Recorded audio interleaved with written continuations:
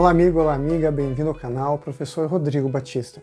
Aqui juntos, todos os dias, estudamos a Palavra de Deus.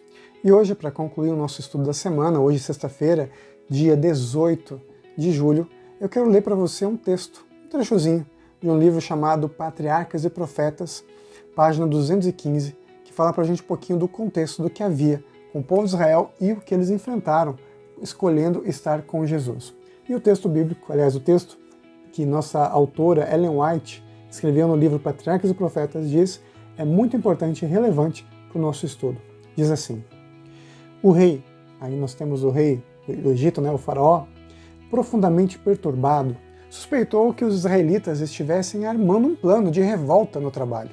Para ele, o descontentamento era resultado da ociosidade, portanto, trataria de fazer com que não sobrasse nenhum tempo para formularem planos perigosos. O material de construção mais comum naquele país era tijolo seco ao sol. Dele eram feitas as paredes dos mais belos edifícios que depois eram recobertos com pedra. E a manufatura do tijolo empregava grande número de escravos. Como o barro era misturado com palha para dar consistência, grandes quantidades desse último material eram necessárias para o trabalho. O rei determinou então que não mais se fornecesse palha.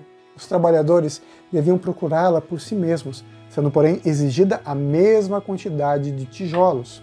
Os capatazes egípcios tinham indicado oficiais hebreus para fiscalizar o trabalho do povo. Esses oficiais eram responsáveis pelo serviço efetuado por aqueles que estavam sob seu encargo.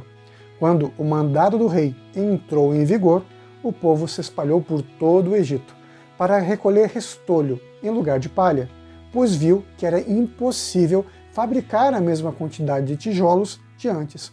Por causa desse prejuízo, os encarregados hebreus foram cruelmente espancados.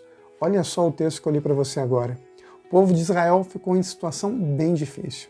O faraó achou que eles estavam preguiçosos, não queriam trabalhar, por isso que estavam pensando em liberdade, quando na verdade o maior sonho de um escravo é ser livre. Deus ele trabalhou profundamente com o povo de Israel, nós vimos na semana, e trabalhou também com Moisés e Arão.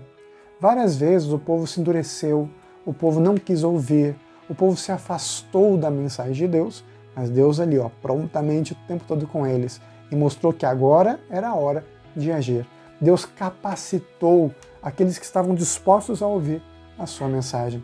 Nosso verso para a meditação da semana se encontra em Êxodo capítulo 5, verso 1 e 2, e diz o seguinte: depois Moisés e Arão foram e disseram ao faraó, assim diz o Senhor, Deus de Israel, deixe o meu povo ir, para que me celebre uma festa no deserto. O faraó respondeu, quem é o Senhor, para que eu ouça a sua voz e deixe Israel ir? Não conheço o Senhor, e não deixarei ir a Israel. Que nós possamos ser pessoas que tenham uma experiência real e verdadeira com Deus. Que o nosso questionamento de quem é o Senhor seja real, seja profundo, de um coração disposto a aprender, um coração de aprendiz. E não tenha dúvidas de que Deus vai capacitar você para ouvir a sua mensagem, mesmo que muitas vezes as coisas sejam difíceis. Imagina para o povo de Israel, quando passou por tudo isso.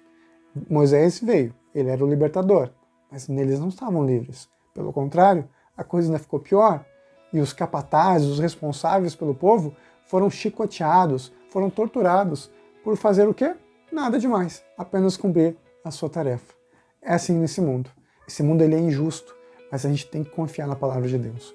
Quando a gente continua o texto bíblico e vai para Êxodo, capítulo 7, a partir do verso 14, aí chegou a hora dos milagres acontecerem e da ação de Deus, e como Deus agiu de forma poderosa para libertar o seu povo e também trabalha de forma poderosa para livrar você do pecado e daquilo que te prende a esse mundo. Deus tem um céu para a gente, um céu preparado. E nós devemos seguir o caminho estreito, porque no final levará para o céu, a casa do Pai. Vamos juntos orar? Obrigado, Senhor, por tua mensagem, obrigado por ser o Deus que liberta, o Deus que é o nosso Deus pessoal, o Deus que provou e mostrou que hoje é o tempo, hoje e nesse momento é a hora, para que nós possamos escutar a tua voz e seguir o teu caminho. Nos capacite, pedimos e agradecemos por Jesus. Amém. Nunca se esqueça, meu amigo e minha amiga, nessa vida é você e Deus. Te vejo amanhã. Tchau, tchau.